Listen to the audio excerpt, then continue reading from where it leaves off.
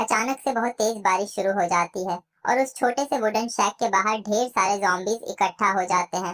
एक लड़का बेताबी से दरवाजा पीट रहा है, चिल्ला चिल्ला कर कह रहा है कि उसका नाम जंग हुंग है और सबको गुहार लगाता है कि दरवाजा खोलो। अंदर सब लोग छिपे हुए बैठे हैं, डरे हुए, बस उसकी चीखें सुन रहे हैं। लेकिन असली बात ये थी कि उसके अपने दोस्त ही दरवाजा रोक रहे थे। उनमें से एक घबराकर कहता है, अब हम क्या करें? तभी सुनहरे बालों वाली एक लड़की चिल्लाती है कि उसे अंदर आने दो। वो कहती है कि जोंग हंग उसका बॉयफ्रेंड है और उसे ऐसे बाहर नहीं छोड़ सकते, इसलिए अभी दरवाजा खोलना ही पड़ेगा। लेकिन दूसरा लड़का कहता है, तुम पागल हो गई हो क्या? उसे अब तक जॉम्बीज ने काट लिया होगा। लड़की पलटकर कहती है, इससे कोई फर्क नहीं पड़ता, मैं क्लास रिप्रेजेंटेटिव हूँ और किसी को भी अबैंडन नहीं करूंगी। जो भी होगा उसकी जिम्मेदारी मैं लूंगी। वो बार बार जिद करती है कि उसे ऐसे बाहर चीखते छोड़ देना मर्डर करने जैसा है। उसकी ये बात एक लड़के के दिल को लगती है। वो अपने पास खड़े लड़के याई से कहता है कि वो दरवाजा खोलेगा और जैसे ही वो अंदर आएगा, याई उसे तुरंत बंद कर देना। इससे पहले कि याई कुछ बोल पाए, वो लड़का गिनती शुरू कर देता है। सबकी सांसें अटक जाती हैं। 3 पर वो हैंडल घुमा देता है, लेकिन उसी वक्त याई को धक्का देकर दरवाजे से बाहर फेंक दिया जाता है। उनका दोस्त पहले ही जॉम्बी बन चुका था। अंदर सब शॉक में रह जाते हैं। प्रोटैगनिस्ट याई सबको चिल्लाकर चेतावनी देता है कि वो पहले ही इन्फेक्टेड है, ये बहुत बड़ी गलती थी। ब्लॉन्ड लड़की भागने की कोशिश करती है, सबको धक्का देती है और सब लोग चिल्लाने लगते हैं मदद के लिए। बेचारा याई काटने से बचने के लिए हाथ ऊपर करता है, लेकिन उसी हाथ को काट लिया जाता है। दर्द असहनीय होता है, लेकिन उसी पल कुछ अजीब होता है। याई को अपनी पुरानी यादें वापस आने लगती हैं। उस दिन उसने अपना हाथ खो दिया था। वो क्रीचर्स अंदर घुस गए थे, सब उस ब्लॉन्ड लड़की की वजह से। सब इधर उधर भाग गए थे। जल्द ही उन्हें पता चला कि पूरा शहर अपोकलिप्स में डूब चुका था। एक हुडेड आदमी ने उससे पूछा था कि क्या उसे यकीन है कि वो सही कर रहा है। डॉक्टर उसे देख रहा था और याई को पता था कि उसके पास दो ही काम है, पहला खुद को बचाना और दूसरा रिवेंज लेना। और अब वो लौट आया प्रेजेंट में, ठीक उसी पल में जब दरवाजा खोला जाने वाला था। अपोकलिप्स में पूरा जीवन जीने के बाद, एक हाथ खोने के बाद वो वापस वहीं आ गया था जहां सब शुरू हुआ था। बाहर जंग होंग अब भी दरवाजा पीट रहा है। ब्लॉन्ड लड़की फिर से इंसिस्ट करती है कि दरवाजा खोलो। वो कहती है कि वो रिप्रेजेंटेटिव है और कभी अपने क्लासमेट्स को छोड़कर नहीं जाएगी। याई पहचान लेता है, ली रॉक्सी। उसे आश्चर्य होता है कि अचानक वो इतनी यंग क्यों लग रही है। वो सबको डांटती है कि क्या तुम सब बहरे हो। कहती है जांग हुंग को अंदर आने दो, वरना ये उसे मारने जैसा होगा। युबाई याई का नया रूप अंदर ही अंदर खुश होता है। सब कुछ वैसा ही हो रहा था जैसा उसने प्लान किया था। वो लौटा है दुनिया बदलने के लिए। वो रिप्रेजेंटेटिव को रोकता है और चेतावनी देता है कि बाहर वाला लड़का शायद काटा जा चुका हो। अब वो इस हालात से कैसे डील करेगी? रॉक्सी कहती है, किसी ने उसे काटते हुए देखा नहीं, इसलिए कंफर्म नहीं है, और रेप होने के नाते सारी रिस्पॉन्सिबिलिटी मेरी। युबाई मुस्कुराकर कहता है, ठीक है। फिर उसका हाथ पकड़कर कहता है, अगर ऐसा है तो दरवाजा तुम खुद खोलो। रॉक्सी शॉक्ड रह जाती है। बाकी लड़कियां भी हैरान। ब्लॉन्ड लड़की चिल्लाती है, तुम मर्द हो ही नहीं जो ये काम औरत को करने को कह रहे हो। लेकिन युबाई कहता है, जो खुद रिस्क नहीं ले रही, वो दूसरों पर इतना बड़ा दिखावा क्यों कर रही है? आखिर में तुम सिर्फ हिपोक्रेट हो। रॉक्सी गुस्से से चिल्लाती है, चुप रहो, मैं खुद दरवाजा खोलूंगी। वो बाकी सबको डरपोक कहती है और हैंडल पकड़कर दरवाजा घुमा देती है। और तभी पूरी तरह बदला हुआ जांग होंग अंदर घुस जाता है। सब फिर से सन्न रह जाते हैं। दरवाजा टूटकर जमीन पर गिर जाता है। रॉक्सी धीरे धीरे उठती है, लेकिन उसके सामने वही इन्फेक्टेड जांग होंग खड़ा होता है। वो सीधा उसकी तरफ झपटता है। पूरा कमरा भाग दौड़ में बिखर जाता है। रॉक्सी डर से पास खड़े लड़के को पकड़ लेती है और कहती है, मुझे बचाओ। लेकिन अचानक ये उसे जोरदार लात मारता है और उसे सीधा जंग होंग के सामने फेंक देता है। यी के चेहरे पर हल्की मुस्कान होती है, जबकि जॉम्बी उसे पकड़ लेता है। लेकिन तभी किसी ने स्क्रू ड्राइवर से जॉम्बी का सिर फोड़ दिया। रॉक्सी का चेहरा पूरा खून और गंदगी से भर जाता है। यी वहीं खड़ा अंधेरी मुस्कान लिए देखता है। रॉक्सी बाहर गिरकर उससे मदद की भीख मांगती है, लेकिन ये सिर्फ अपनी पिछली जिंदगी को याद करता है। कैसे इसने उसकी जिंदगी नर्क बना दी थी। वो टूटा हुआ दरवाजा उठाता है और एंट्रेंस बंद करने लगता है। रॉक्सी चिल्लाती है, तुम क्या कर रहे हो? लेकिन वो उसे इग्नोर करता है और बाकी सबको कहता है, क्यों खड़े हो, दरवाजा ब्लॉक करो। सब लोग डर से फर्नीचर और डिब्बे लगाकर दरवाजा बंद करने लगते हैं। बाहर रॉक्सी दरवाजा पीटती है और चिल्लाती है, मैं क्लास रेप हूँ, तुम ये नहीं कर सकते। आखिर बारिश रुक जाती है। अब सबको एहसास होता है कि रॉक्सी की आवाज गायब हो गई है।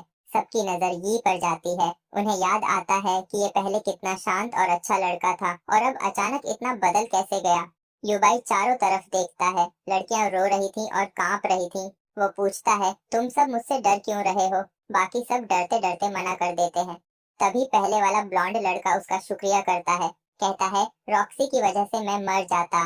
अब सब यी का साथ देने लगते हैं। यी मुस्कुराकर कहता है, इतने बहादुर हो तो चलो दरवाजा खोलो, मैं बाहर जाकर कुछ चेक करना चाहता हूँ।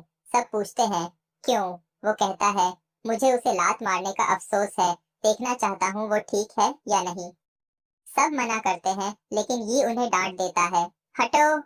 डरे सहमे लोग दरवाजा खोलते हैं। वो धीरे धीरे बाहर निकलता है।